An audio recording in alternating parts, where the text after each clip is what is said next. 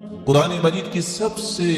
خوبصورت صورتیں جو فجر کی نماز سے پہلے 2 رکعتوں کے اندر پڑھی جاتی ہیں، قل یا ایھا الکافرون اور قل هو اللہ احد، بلکہ اس صورت کے الفاظ اللہ کے ہاں اتنا مقام رکھتے ہیں،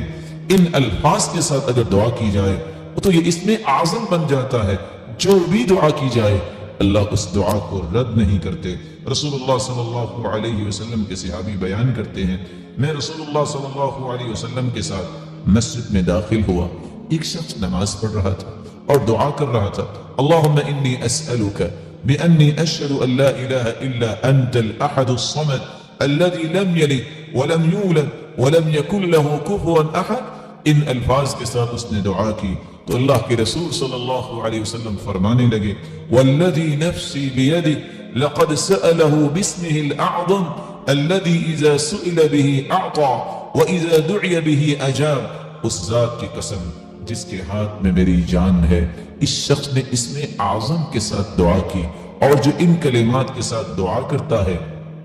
جو بھی سوال کرتا ہے اللہ رب العزت اسے عطا کر دیتے ہیں، جو بھی دعا کرتا ہے اللہ رب العزت اس کی دعا کو قبول فرماتے ہیں۔ بلکہ رسول اللہ صلی اللہ علیہ وسلم نے فرمایا،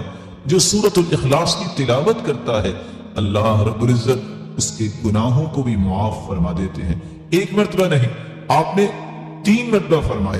فرمایا قل یا ایھا الکافرون فقال قد برئ من الشرک۔ ایک آدمی کو قل یا ایھا الکافرون پڑھتے سنا، آپ نے فرمایا یہ شرک سے بری ہو گیا۔ دوسرے شخص کو سنا، وہ قل هو اللہ احد پڑھ رہا تھا، فقال غفر له، اللہ رب العزت نے اس کے گناہوں کو معاف کر دیا ہے۔ رسول اللہ صلی اللہ علیہ وسلم کے صحابی